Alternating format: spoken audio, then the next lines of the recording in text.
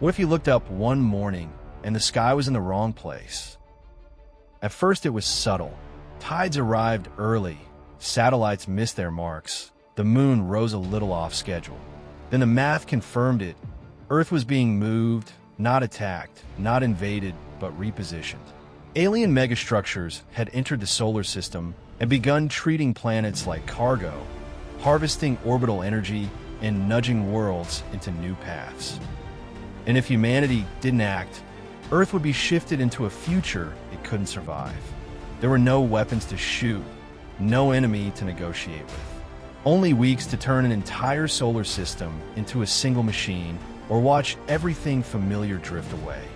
Join us as we explore the moment humanity refused to let the sky decide our fate and fought back by moving the universe itself.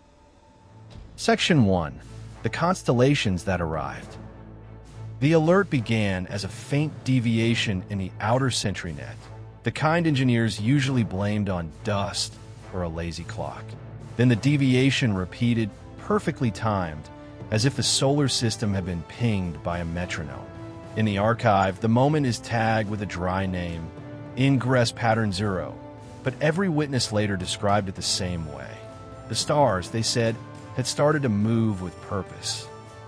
Far beyond Neptune, where sunlight thins into a pale suggestion, and they did not arrive like ships. They arrived like geometry, long black ribs and wide rings that caught starlight and threw it back in disciplined arcs, as if measuring the dark. Their motion was wrong for anything bound by reaction mass. Too smooth, too patient, too confident. The Sentry telescopes tried to lock focus, and their tracking solutions kept drifting as if the intruders refused to be pinned to a single frame. Commander Reyes Hallberg watched the feeds from a cramped operations vault under Olympus Mons, where the Mars Defense Complex kept its eyes on empty space. Reyes had once ridden the Helios burn inward, had once listened to a star decide whether to live, and had promised not to feel awe again. Yet when the new contact spread across the tactical wall, the promise failed. The objects formed a loose chain that stretched millions of kilometers, a migrating constellation that ignored the polite lanes of planets. Classify, a technician said, voice thin, and the request sounded like superstition. Reyes did not answer with poetry, because poetry did not move fleets. Not a fleet, Reyes said at last. A machine. The word hung in the room, heavy as gravity, because machines did not need permission. Within hours, Earth's observatories confirmed the same procession, and the Solar Accord Council convened with the urgency of people who remembered the cost of delay. Dr. Lien Sato, older now, sharper at the edges, stood beside the orbital mechanics model and pointed to the inner planets like a surgeon naming organs. "They're not aiming at us," she said. "They're aiming at the system." The difference should have been comforting. It wasn't. As the alien structures approached the Kuiper belts, faint wakes began to appear. Not exhaust, but subtle gradients in solar wind pressure, as if invisible sails were being raised and lowered. Small bodies shifted first. Icy rubble, then dwarf planets, then the paths of long-range relays that had been stable for decades. The sky did not scream. It simply adjusted, one careful correction at a time. Reyes sent the first system-wide bulletin with hands that did not quite stop trembling. "Verify your ephemerides. Trust your instruments." A second line followed, quieter, meant for commanders who understood what moving mass could do. If they can steer rock, they can steer worlds, and the system's orbits began to feel like targets too. Please do press that like button if you have enjoyed this story so far. That would mean a lot to me. Now back to the story. Section 2. A drift measured in tides. The first sign on Earth was not a headline, but a tide chart that refused to match the moon. Harbors in Lagos and Manila reported water arriving early, then late, as if the ocean had forgotten its schedule. Satellites blamed calibration until their orbits began to slip, each pass arriving a fraction of a second off, then a full second, then more. In Sydney, the dawn line crept across the coast with a subtle wrongness that only farmers noticed at first. Solar farms in the outback logged a persistent mismatch between predicted and received irradiance, small enough to be ignored, large enough to compound. Every model said the same thing. Earth's angle to the sun was shifting by hairs, and hairs became knives when time was measured in weeks. Commander Reyes Hallberg watched those numbers stack up on a wall of blue graphs in a Mars vault.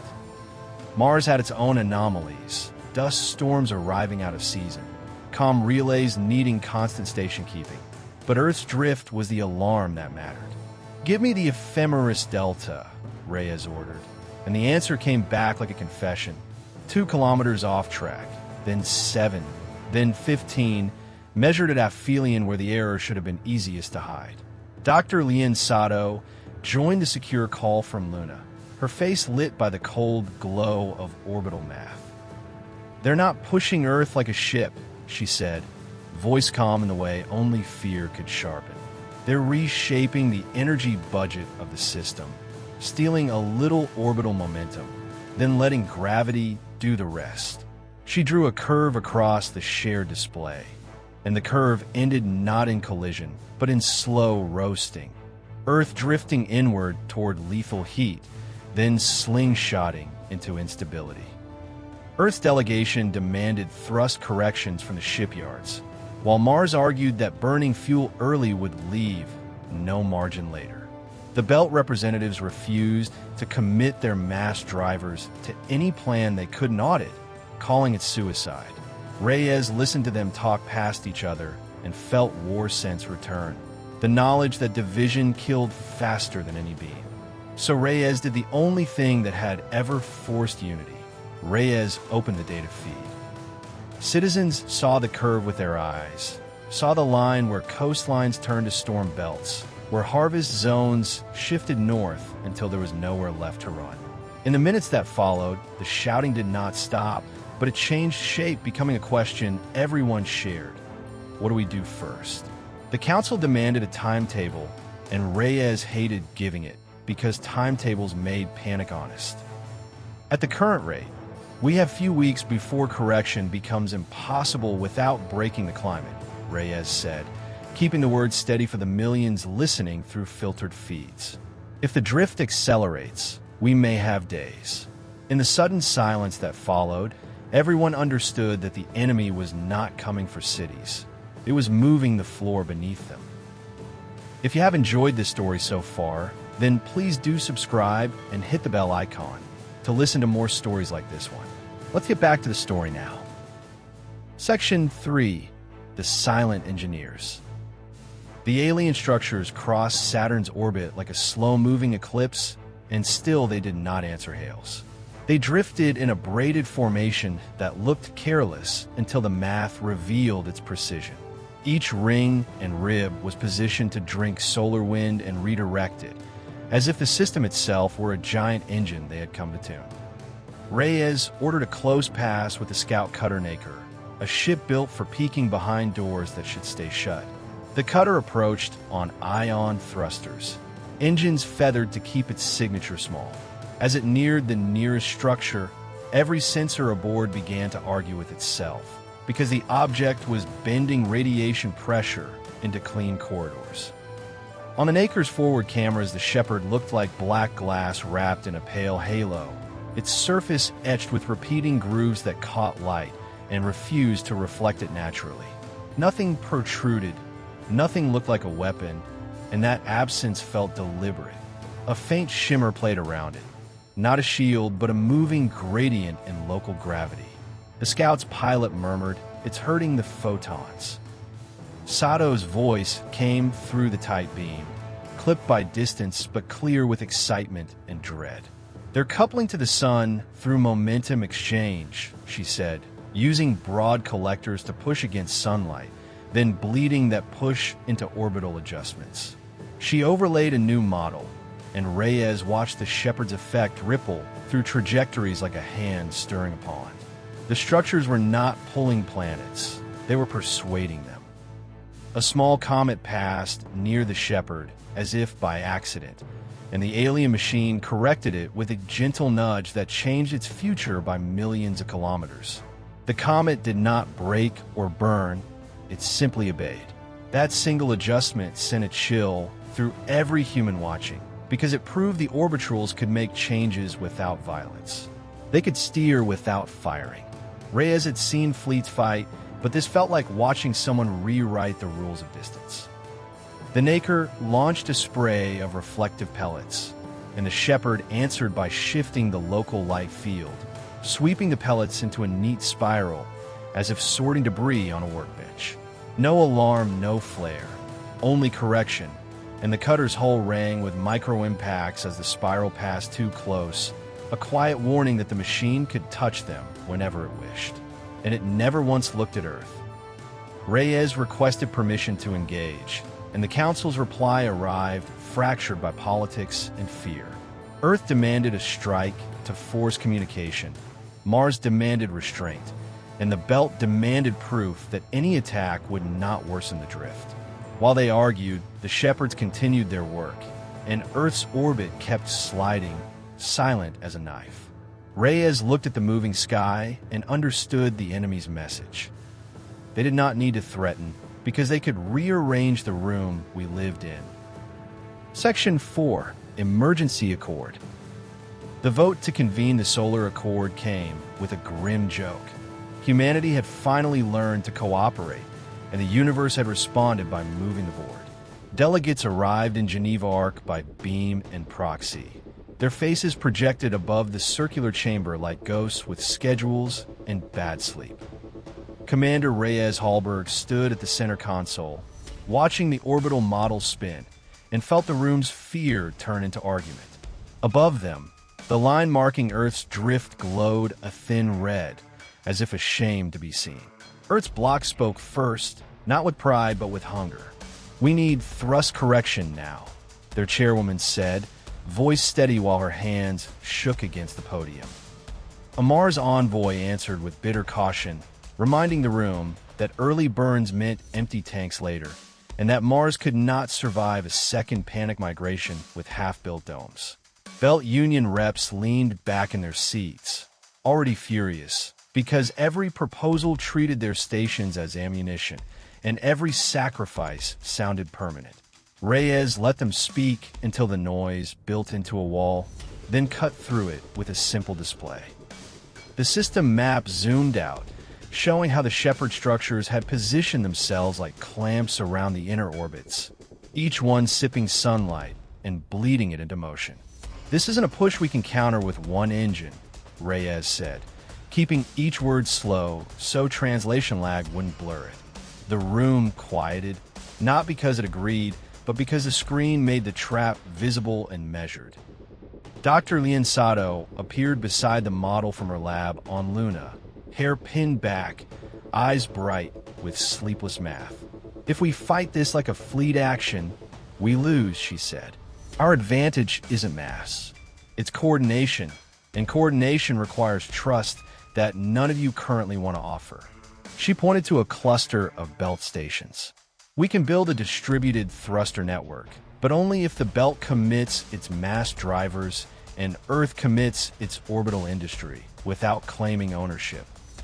For a moment, the Council's old wounds surfaced. Who paid for Helios? Who saved whom? Who deserved to decide?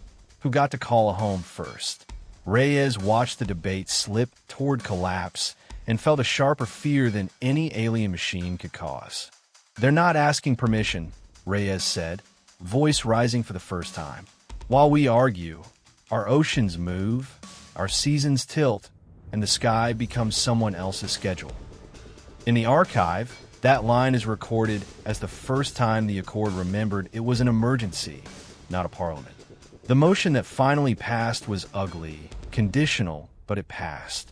A joint operations chain linked Earth, Mars, and the belt under one clock and one ephemeris, updated hourly. Reyes was named Navigator, not because trust existed, but because someone had to hold the math.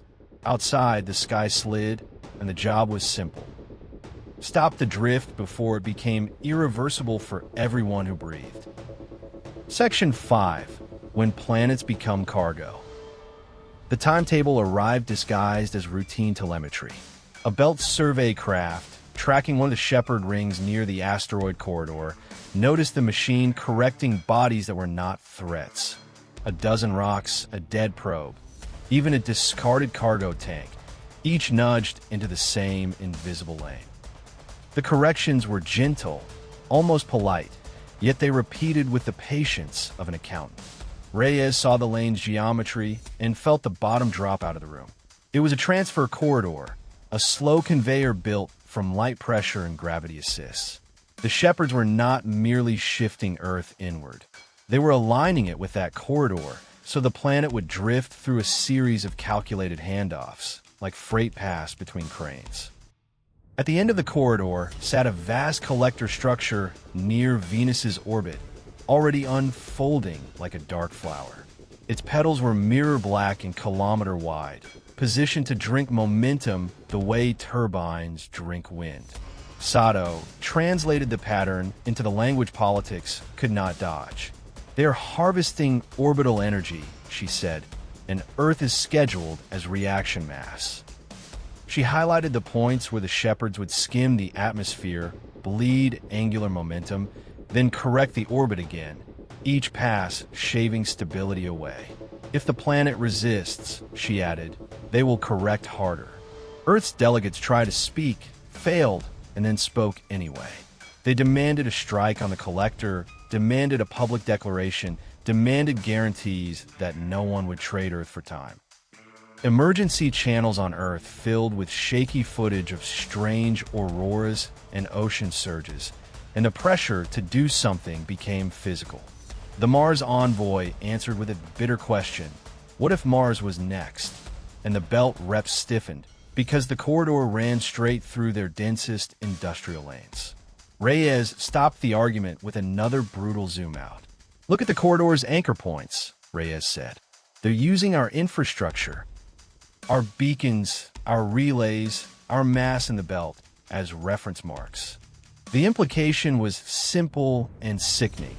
Every station that refused to cooperate would become a pivot, and every station that did cooperate might become part of the machine. For the first time, the belt delegates looked less like negotiators and more like people staring at the word consumable stamped across their habitats, praying the stamp could be scrubbed away with rhetoric. The council asked how long remained before the first handoff. Reyes ran the updated ephemeris twice, hoping the answer would change. It did not. 9 days, Reyes said, and somewhere in the chamber a chair scraped as someone stood and could not sit back down. In the silence that followed, the solar system stopped feeling like a home and started feeling like a shipping manifest, while a live sky feed showed the moon a hair off position and no one laughed at all, not even once.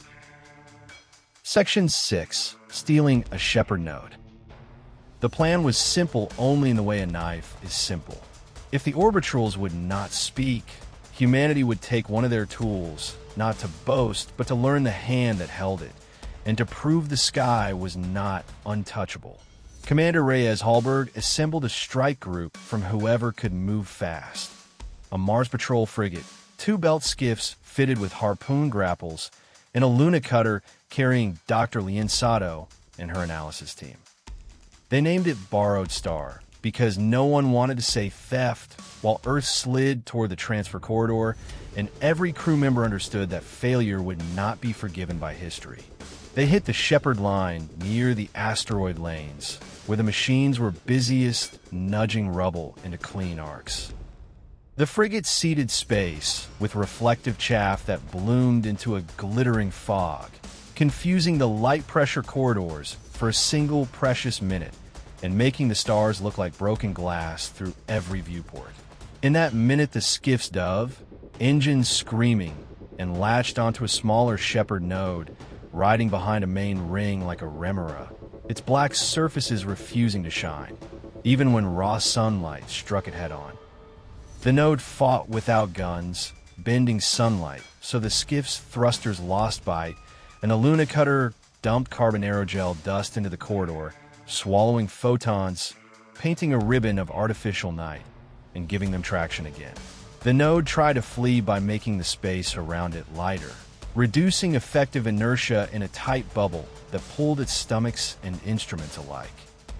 Reyes felt the jump as nausea when the navigation solution leapt ahead of where the ships actually were, and one skiff's hull plates began to peel under mismatched frames while alarms lagged by half a second and voices stuttered in the comm.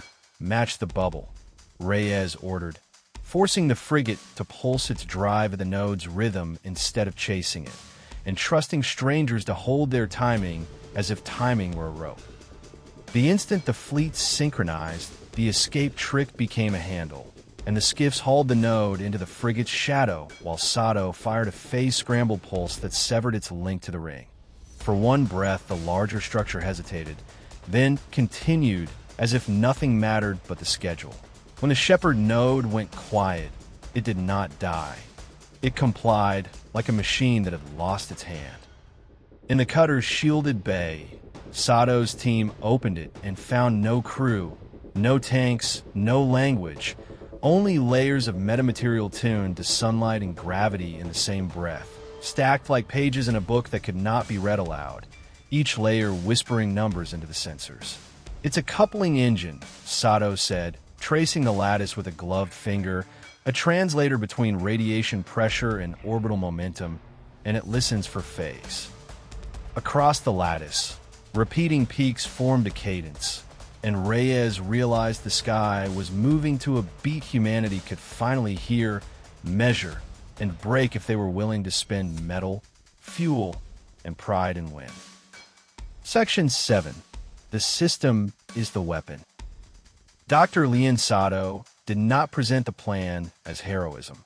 She presented it as accounting, because fear made people dramatic and drama wasted time. On the wall in Geneva Arc, the solar system became a clean diagram of forces: sunlight, gravity, mass, and the alien beat hidden inside the captured node.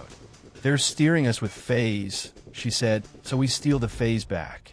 Commander Reyes Hallberg watched the chamber lean forward as if closeness could bend physics. Earth wanted shields and missiles. Mars wanted a blockade, and the belt wanted proof it would not be consumed as reaction mass. Sato gave them a different picture. The inner planets as one ship, the belt as its engine room, and the sun as the only fuel you could never replace. "A planet can't dodge," she said, "but an orbit can be pushed if every hand pushes together." The plan was a thruster network built from things the system already owned. Belt mass drivers would fire slag and ice on time vectors, not as weapons, but as tiny, constant shoves that added up across days and changed the balance by centimeters per second. Earth's orbital yards would unfurl solar megasheets, kilometers of film, reflective on one face and black on the other, to catch or spill photon pressure like sails trimming wind. Mars and Luna would send fusion tugs to pull on gravitational tethers, braided smart cables anchored to chosen asteroids, then pulse those tethers for resonance braking that could desync the alien corridor. To make it work, humanity had to do what it hated most: trust synchronization more than sovereignty. Every driver, tug, and sail had to follow one clock and one cadence, matching the orbital's rhythm until the instant they broke it. Reyes took the job like a collar, because the beat would ride comm nets that could lag, fail, or be sabotaged by pride. "If we drift out of phase," Reyes warned, "we don't just miss. We shove Earth the wrong way." The Belt delegates raised the moral question no one else wanted to touch. "You're asking us to throw our own mass away," one said, "and to turn our hab zones into firing lanes." Sato nodded once and did not soften the answer. "Yes," she replied, "and I'm asking Earth to dim its orbital mirrors and Mars to burn fuel it can't replace, because a divided system is easy to herd. When the motion passed, it felt less like unity and more like a shared breath held at the same time by billions. Work orders rippled outward. Drivers retimed to microsecond marks, tugs reassigned, sails printed in orbit and in shadow, and the captured node's cadence uploaded into every clock that mattered, even the quiet ones buried under regolith. Above, the Shepherd constellation continued its silent schedule. Still, certain planets were cargo, blind to doubt. Humanity began treating the solar system like a single vessel, and for the first time since the drift began, the sky looked like something that could be fought for, measured, and held. Section 8. Belt Fire. The belt did not vote with speeches. It voted with ignition, and the first mass driver fired like a drumbeat heard across vacuum. On Ceres Station, rails that once launched or into gentle shipping lanes hurled slag into the dark on a vector measured to the millimeter per second. The shot was not meant to hit anything. It was meant to move everything.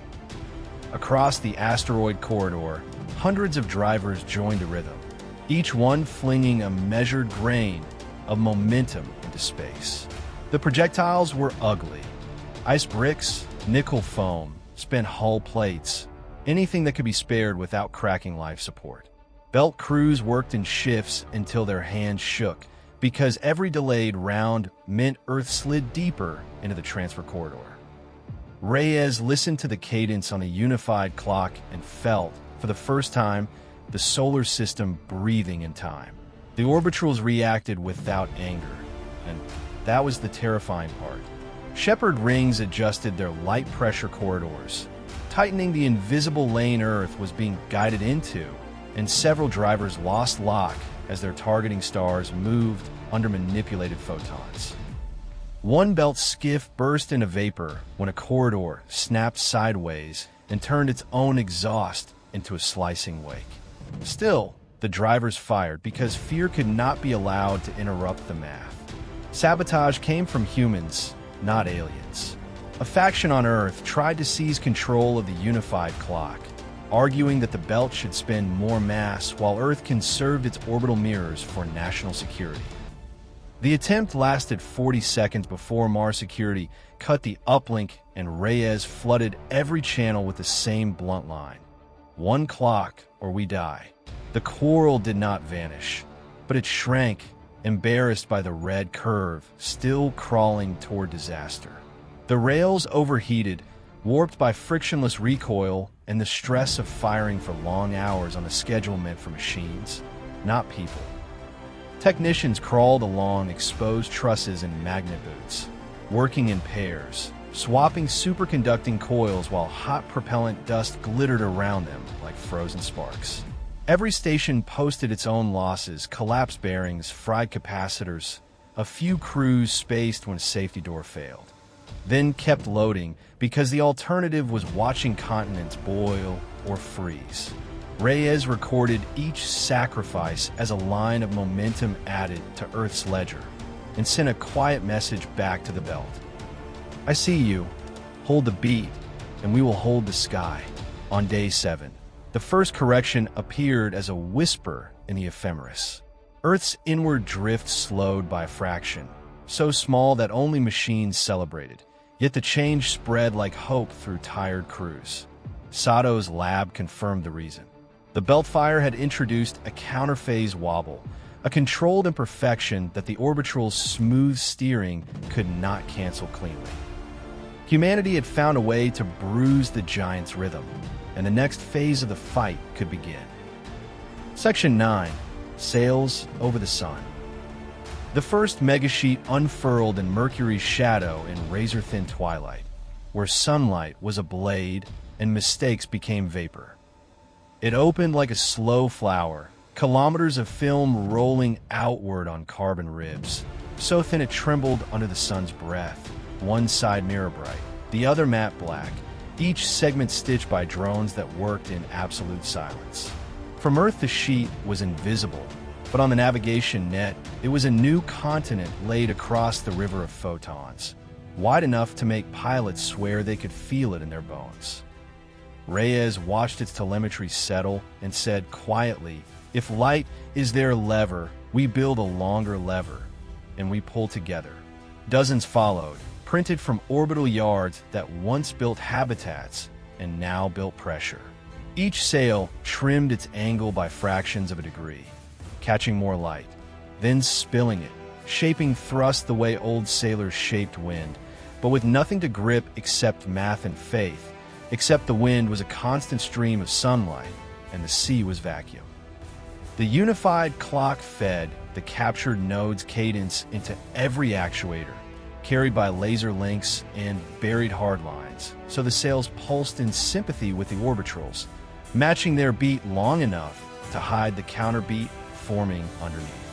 When the sails flashed mirror side in unison, a measurable pressure wave rippled inward, and Earth's red drift line paused, just for a breath on screens from Luna to the Antarctic arrays.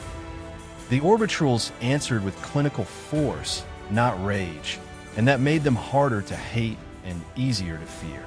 Shepherd rings slid closer to the sun and tightened their corridors, like hands closing around a throat, bending radiation pressure so the sails thrust thinned and twisted, and several sheets tore along their seams as if cut by invisible knives. Small nodes swarmed the bright film, changing the light around it until tension spikes raced across the surface and snapped support ribs like bones, then backing away as if the damage were routine maintenance. Escort craft sprayed dust and foam to blind the nodes long enough for repair drones to rest-stitch seams, and belt fire kept the beat, shot after shot, until the rails glowed and cooled again. Reyes fought a new enemy now. Lag, because the closer the shepherds moved, the less the system agreed on now, and delay became a weapon no one could see.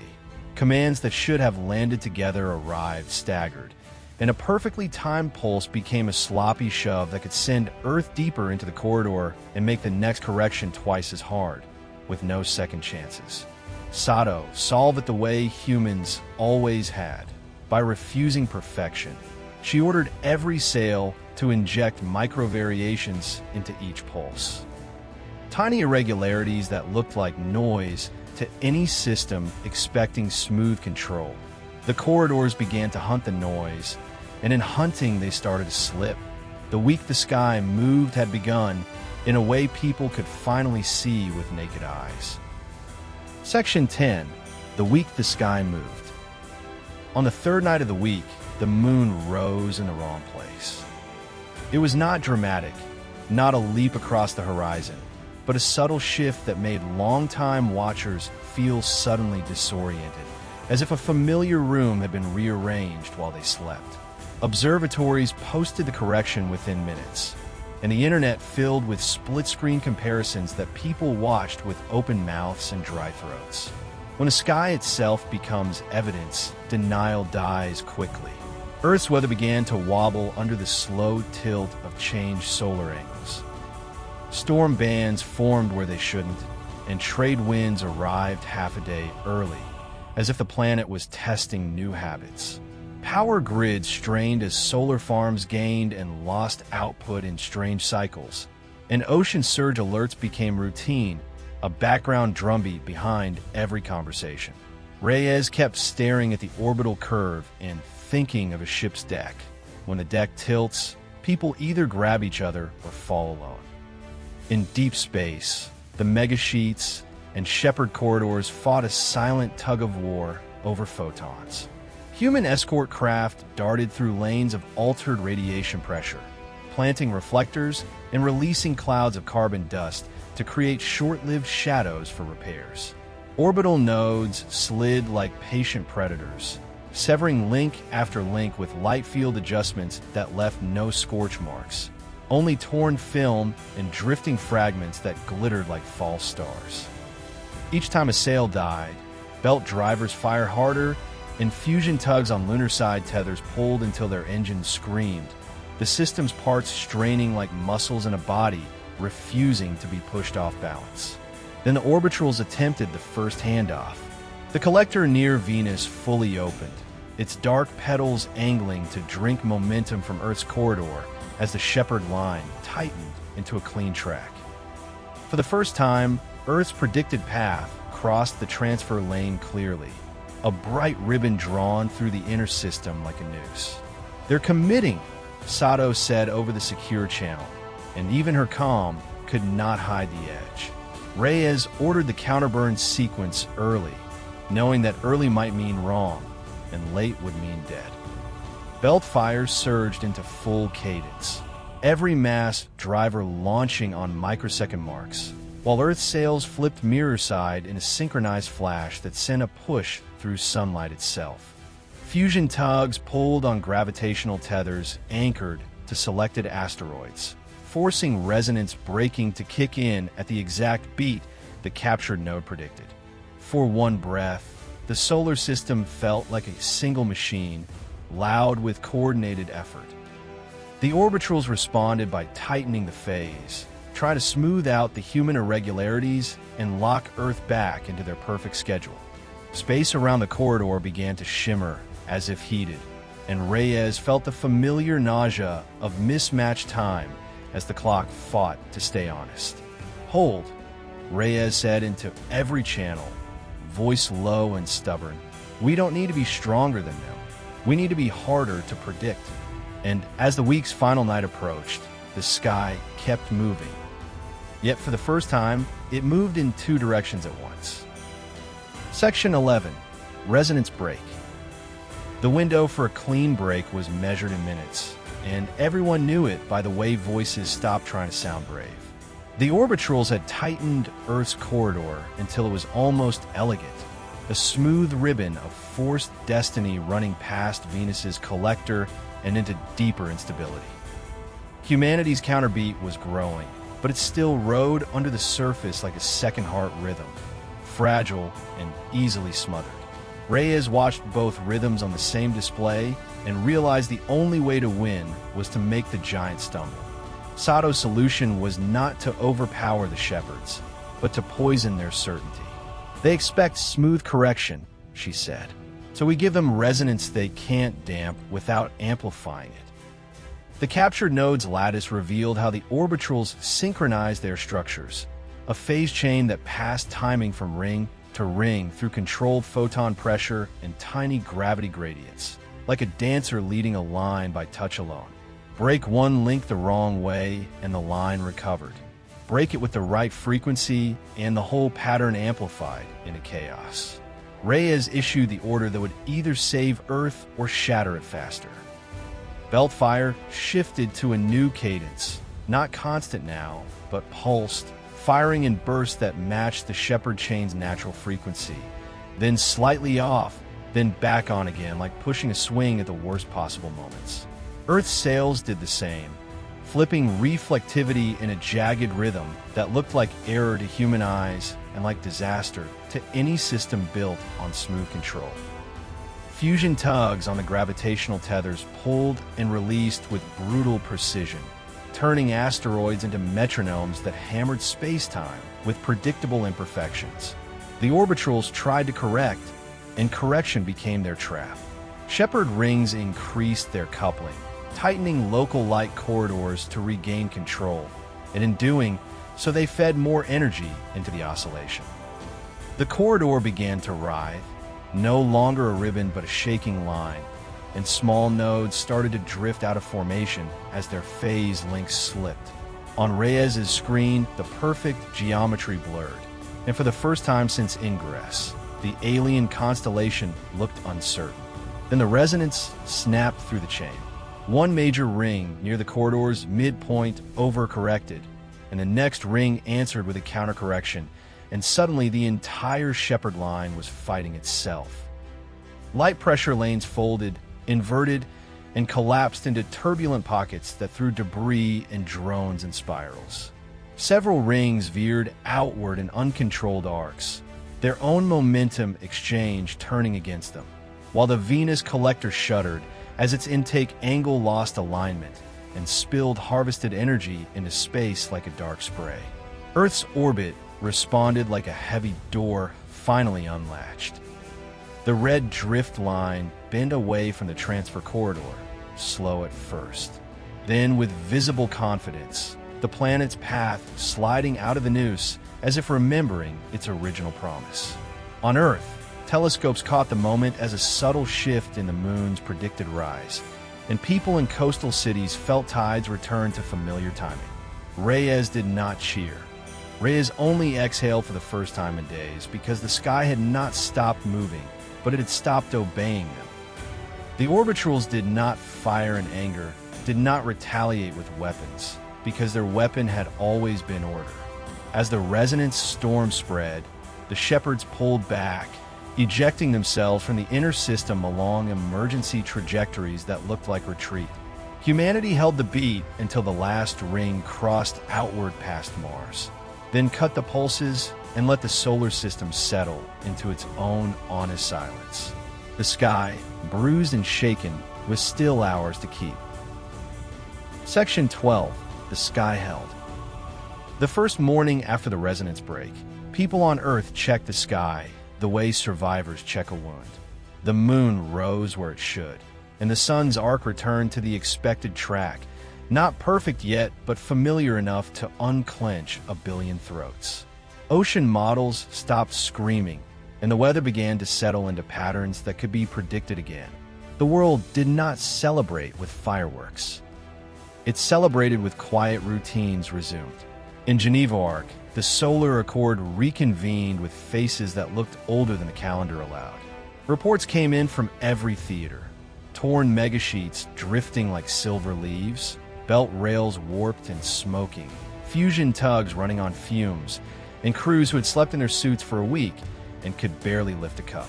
Commander Reyes Hallberg read the casualty lines without drama, because drama would cheapen the cost. "We didn't defeat a fleet," Reyes said. "We defeated a schedule." Dr. Lianzado insisted the captured Shepherd node be sealed, not as a trophy, but as a warning.